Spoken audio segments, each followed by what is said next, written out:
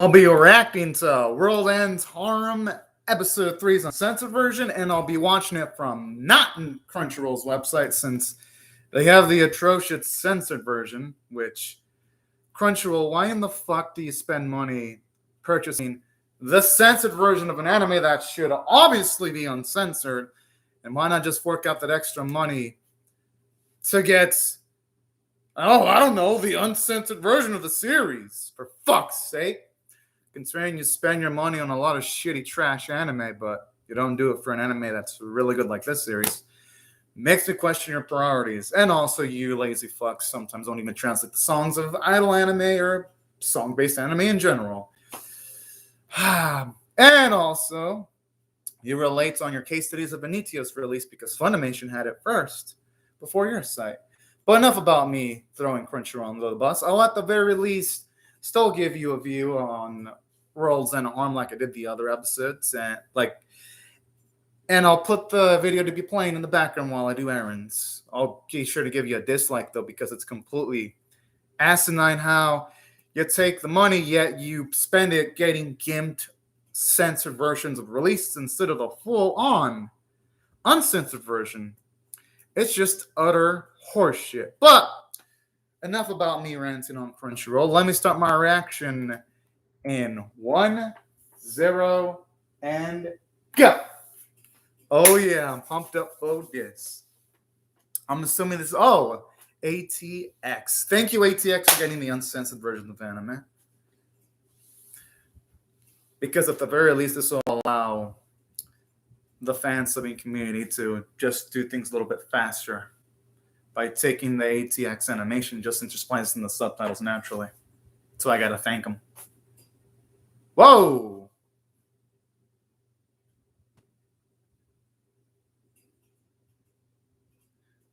I'm assuming when it's censored, I'm assuming you meant to say the word fapping. That's my guess.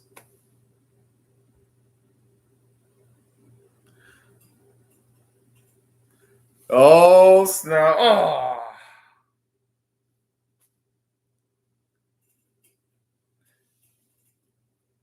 Man, it makes me feel bad for him.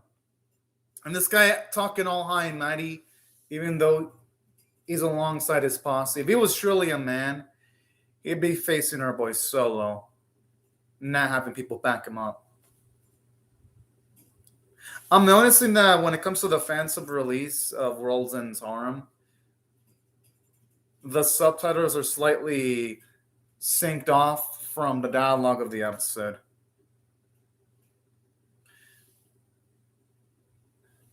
But at the very least, though, it ain't, at least it doesn't seem that bad. I'm assuming what happened is the fan service took the subtitles from Crunchyroll, I'm guessing. They interspliced it without taking into consideration maybe the cuts that Crunchyroll had to make. And that's my guess as to why the subtitles are a bit off from the dialogue when it comes to the release I'm watching right now.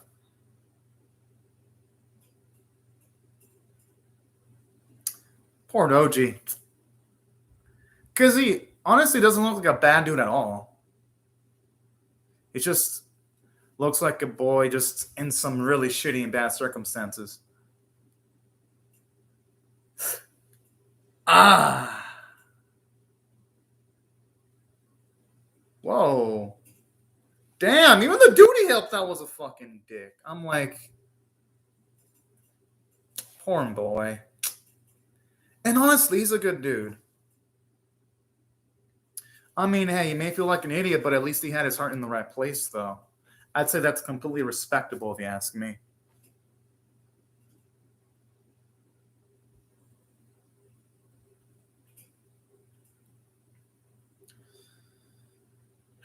I mean, I'm not going to blame him for not saying anything, though, even though he should. Oh.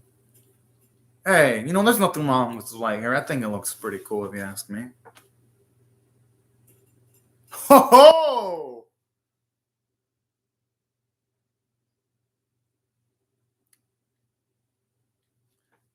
All right, cool. Because there's anything that someone like Doe needs, it's his self-confidence to be built up just a little bit.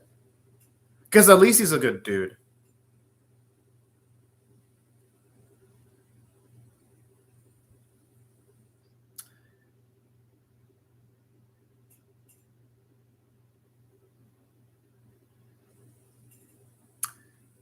And honestly, that'd be for the best here.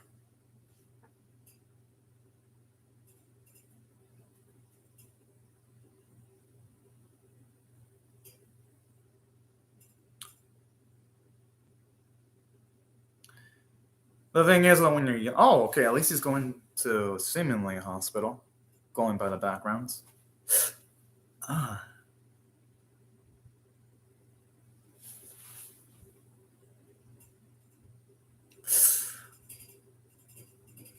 Hey, but you know what? Thankfully, this cellular sclerosis seemed to, at the very least, help him out, though, because considering he is in the opening, I'm guessing he's going to be one of the lucky men who actually survived.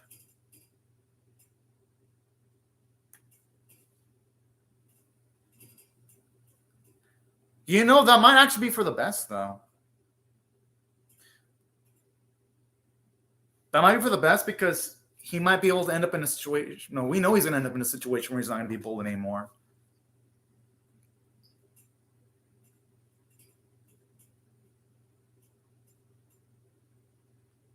Is this a shame that, like, no one even cares? That's.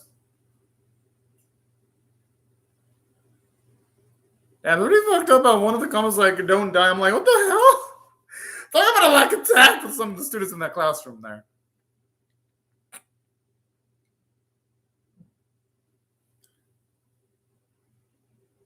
And honestly, Doi is a. It's really tough seeing a good individual like Doi just be treated like fucking crap. But that's life, though. It can be really, really fucking unfair sometimes, unfortunately. Like, his struggle is kind of relatable, where sometimes you try to do good, but you still get fucked over because of bad luck. That, at least for me, out of all the protagonists they've introduced so far, I think I'm starting to like Doi the most, actually.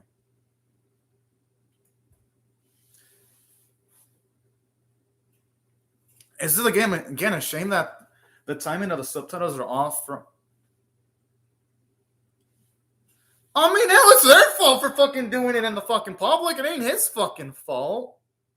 These fucking assholes. I mean, they should have more sense to be doing it out in the open. I'm just saying. Man, fuck these two. I know it's fucked up to say this, but I am glad the MK virus at the very least likely killed that fuck, man. Fuck that motherfucker. I don't know where you're saying me chupa feminista. English? If you put it in English, I'd understand your comment. So you're typing in Portuguese? I mean, I'll just focus on the episode. I'll Google Translate your words when I'm finished reacting to the episode. Me chupa feminista, because I don't understand what you're saying. Either make the message in English or even Spanish. I can somewhat understand Spanish. But if it's in, like, I'm assuming Portuguese, I'm not going to be able to understand your message.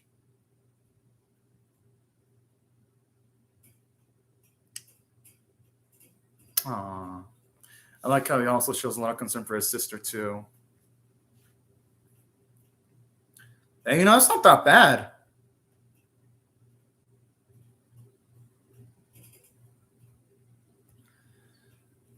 But he's got a point, though, that she'll be older.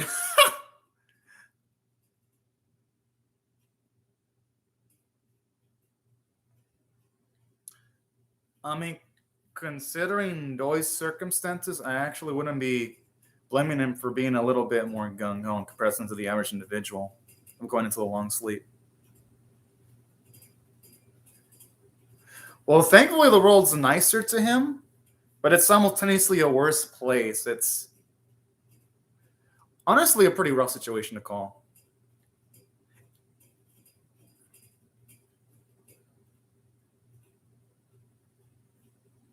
I wouldn't be surprised if he's more gung-ho about his circumstances in comparison to some of the other boys that have woken up. All things considered. It would make sense here. I like her peppy energy. It's pretty damn cool if you ask me.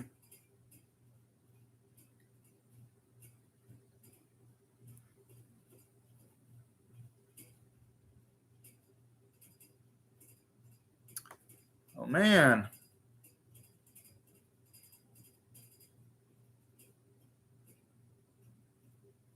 I'm sure if you're creative, though, that room could probably fit 3 people, though, considering the circumstances of this series.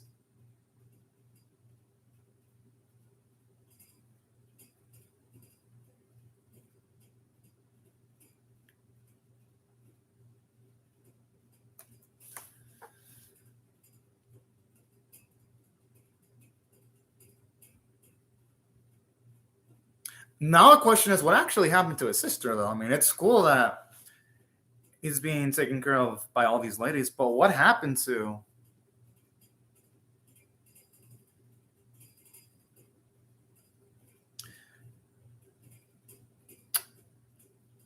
I wonder why his age would be a secret, though. But I guess I could see why.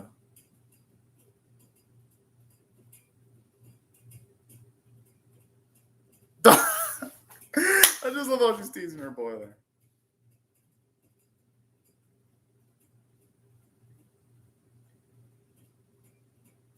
And the thing I'm liking about here, too, is with Doi's reaction, I love how from his inner monologue, you can tell he's pragmatic, instantly thinking about the circumstances and the urgency of the situation. That's actually pretty cool. And I like how they're talking about the limitations of how much they can contact the outside world, because it further justifies our first pro tag taking those dramatic measures he took at the end of episode 2. So in a roundabout way, this justifies a little bit more his decision making in episode 2 also.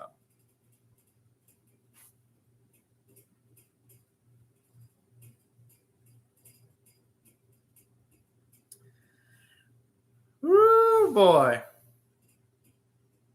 But at the same time, I can, if Doi isn't completely happy about his circumstances, though, I could kind of understand why he wouldn't be. Because I wouldn't really be surprised if he has the perspective of all these ladies like him because he's one of the few men on Earth, and not because of his personality or anything in it, but only because of his circumstance, just being one of the last men.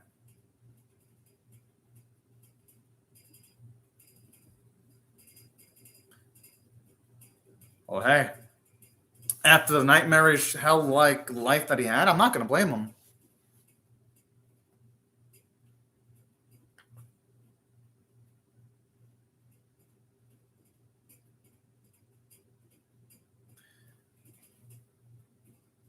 It's just a shame he's not. I mean, I wonder what happened aside from his sister to his sensei. I hope he gets to see him eventually. Well, yeah, honestly.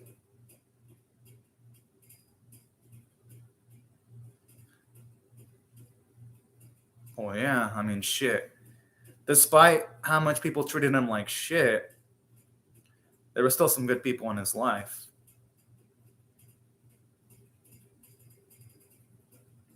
Well, they would have to study because even if the world's a mess, you still got to make sure that the future generation still has a base amount of knowledge so that the world can still be running. I could see why that'd be the case.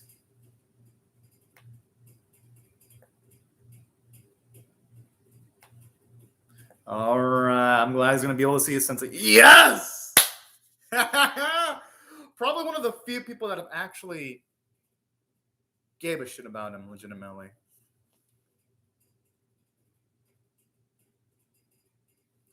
I wonder what type of award would it be, though.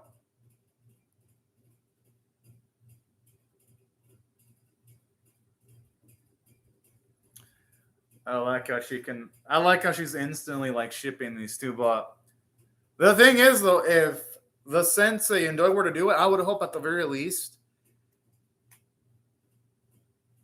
it'd be like a 4-year wait time so that our boys officially. Whoa! I mean, no. I'm assuming it's not going to be what I imagine it to be. Maybe she's just going to talk about maybe his family circumstances. I'm assuming that could be the case. And I'm going to assume it ain't going to be anything spicy because I don't think his teacher would be doing something like that. Hello, Simasino. Hope you're having a great day right now.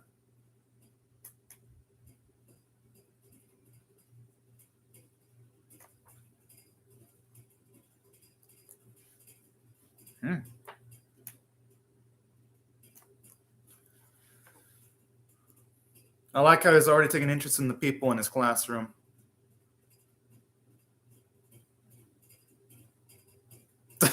I love how she just obviously knows everyone's fucking brace size.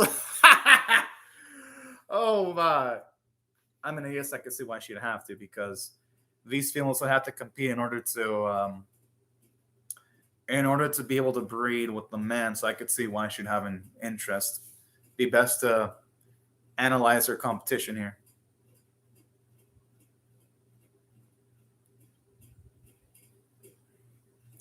I mean, they'd have to be with them being the last few survivors, though.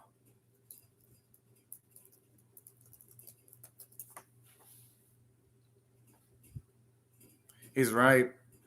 Unfortunately, though, as shown in the previous episode, there's some freaking conflicts, though, sadly.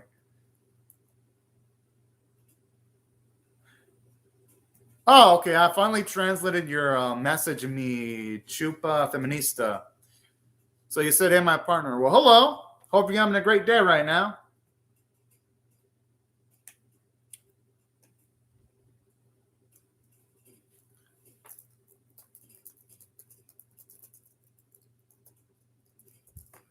Okay, I just don't know what's going to fucking happen, though. And in case you're wondering, mi chupa feminista, I know you mentioned you're from Brazil. I'm from the U.S., in case you're curious.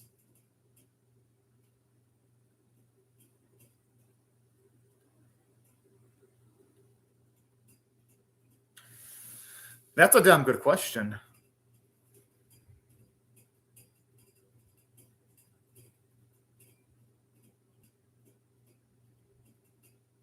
And you know, I could genuinely believe the relief when you saw the face. Or she saw the face, because the subtitles, again, are a little bit off. So it's hard to tell as to who said that. Whoa, I wonder what type of word it's going to be. Yo, she went for it. Oh, my.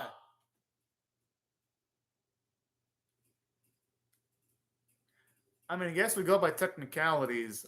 Doi would technically be 18, so I guess he would. This would normally be. Oh man, but hey, you know what? Seeing Doi in some nice warm circumstances. Our boy. I mean, hey, you know what?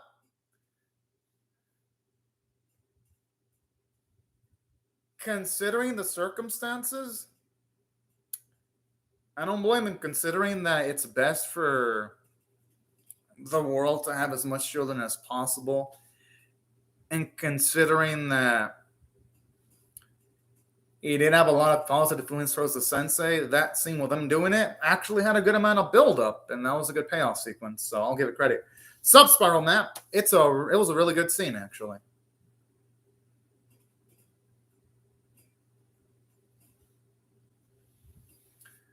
Woo, boy.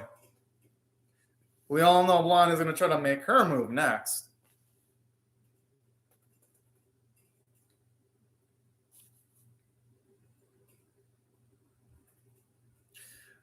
I like already she's trying to be a little bit less formal. That's cute.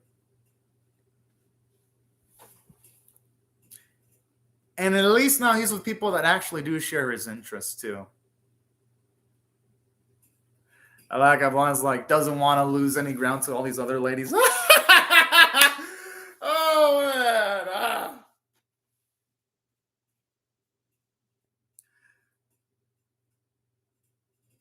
Oh man, that's fucking. Oh man, that's a good shit right there.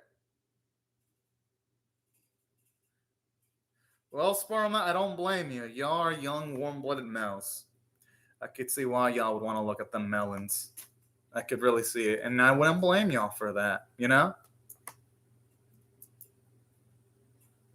it's perfectly natural. Someone his age, actually. I wouldn't be so sure about that, Spiral Man. I mean, everyone's impressive for their own reason.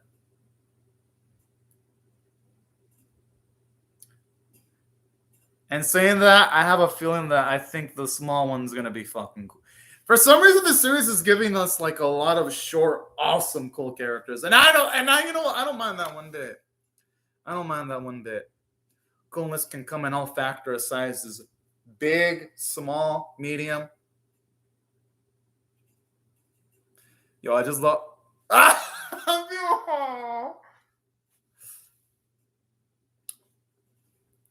Hey, you know what? I like that self-confidence of her, though, to still be saying she's fine, even after receiving a hit to the face.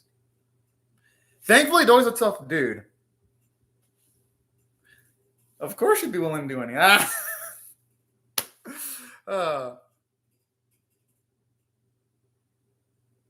Let's just see if our boy doesn't get wooed by the nurse, though. But, oh, okay. I was joking about that.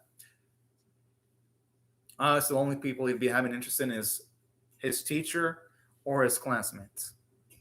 Yo, why not the infirmary, Spiral Man? And hey, considering those two were in the moment and having seen each other years, I could see why they'd be doing it.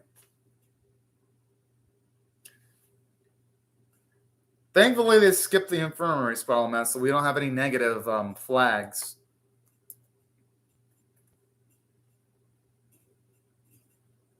What, is she going to kiss the wound to make it go away, the pain? That would probably be super effective, though, if I'm being honest. Yo! Okay, now that's the kicking shit I like. I love her boldness. And you know, by technicalities, our boy is of age if we're going by the time he was asleep, so. Thinking about it, him doing it with Sensei is actually not that bad, if I rationalize it that way.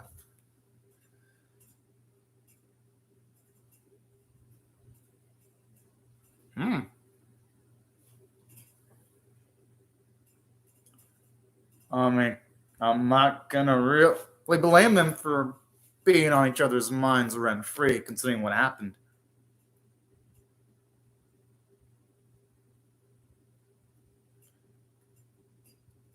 Trick, more like considering Doy's experience in the previous, in this episode. Oh, okay, that's good. Everything's turning out well.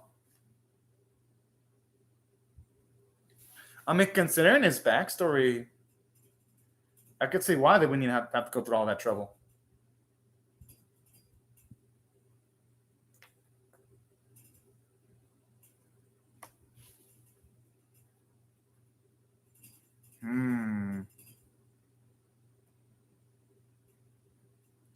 I just hope whatever they're doing doesn't end up backfiring, though.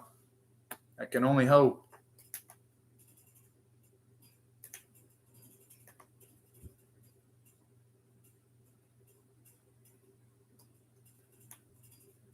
Kind of, man, I like her swagger.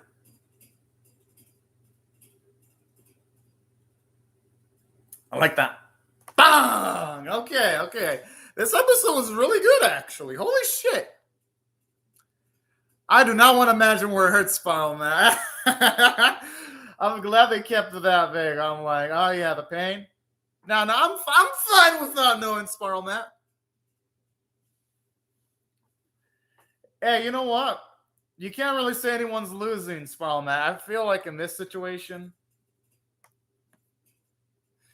Yeah, but I do not want to know where, though. That's the thing. I would rather certain things in life be vague. And that's one of those things where I'm like, yeah, that's information I actually do not need to be privy to. That could be a mystery. And I'll be perfectly fine not knowing that amount of information, you know? That's one of the things you do not want to know. And that's one of the things I do not want to know personally. So I'd rather that be vague, Spiral Matt. You know? Now, and saying that, here's what I really dug about this episode. I like the fact that this episode does a really damn good job of giving us something that most anime don't do. Like, usually in anime, when you have a character help out another character that's being bullied, usually they sometimes have that character that was helped out become friends and BFFs with the person that saved them. I like how in this series, it's a little bit more realistic in the fact that when Doi helped out that kid that was being bullied, instead of that kid being thankful, that kid was such a fucking douche. He stepped on his book and then looked at him with a negative look on his face. And I feel that's realistic because there are going to be situations where you help people out, but they're going to be unthankful sons of bitches. So that's why I liked it. It prevented itself from doing the thing you normally see in anime, because that actually happened to quite a few anime this season where protagonist helps out other person, they become great friends with the other person. This series doesn't do that. I like that type of stuff. And aside from that, I mean, they can if they do it pretty well, Sprout, not the trapping.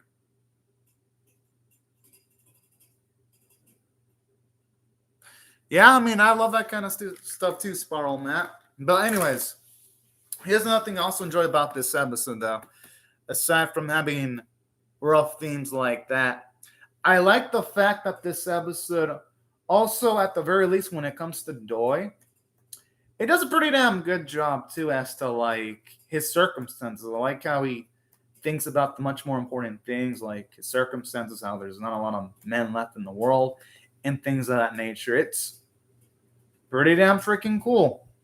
And him actually enjoying the fact that he doesn't see anyone from the classroom is pretty damn fucking nice, because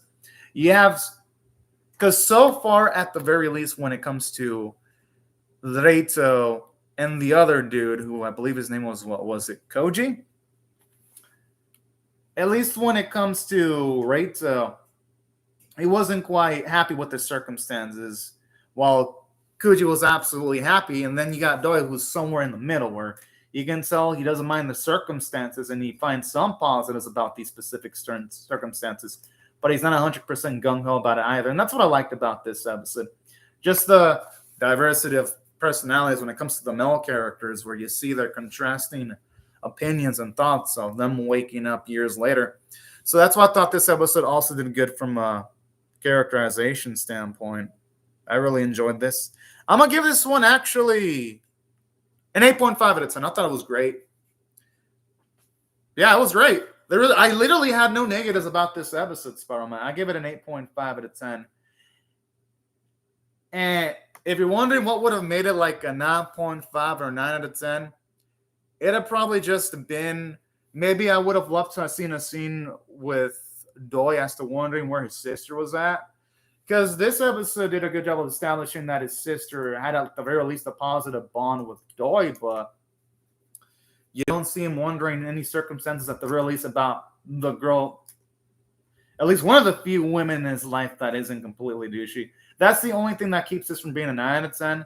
That little bit, which it's a negative, but it's a small one. Nothing deal-breaking. Doesn't make the episode bad itself. I just would have loved to have, at the very least, it acknowledged that. The last anime that I watched, the last anime that I watched was fucking great. It was Venetias. That episode I gave like a 9.5 out of 10. That episode was freaking epic. The Case de Venetias. Oh, yeah, you mean the one that you watched in my live stream. But I know the last anime that I watched was it was Girls Frontline.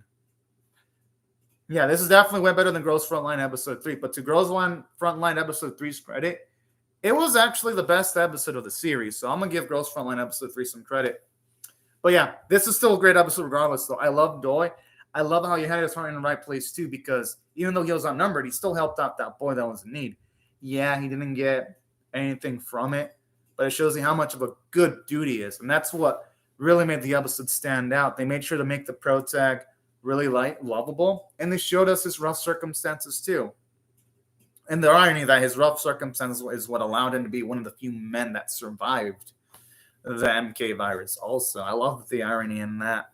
So that's what I thought the running was good. They made him lovable. I thought the sensei was a cool character too. So those are a lot of positives.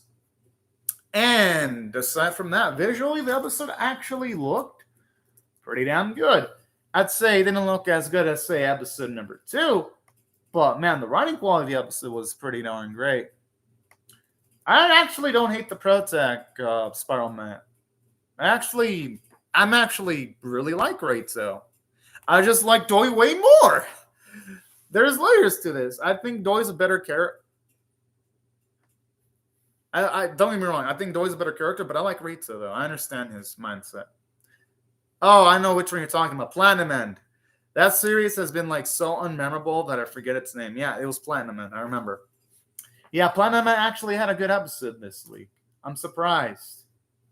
I'm pretty sure that ain't gonna last long though. I'm knowing Platinum End's gonna find a way to fucking itself up because that's how it usually does. You can't have anything in that series that's good to last for too long. But yeah. But yeah, I remember the anime now. It was Platinum End. It just barely came to me in my memories. The memories that I try to repress, because every single time I watch Platinum End, I just want to repress my memories of that series. But no, visually the episode was good. Is that even a question? Any character in this season is better than Mirai. What type of question is that? You already know the answer. Any character that's in the season is better than Mirai. They're all better. Mirai's better than no one. Mirai's the worst. Mirai is a disgrace to protagonist. He is a disgrace to anime.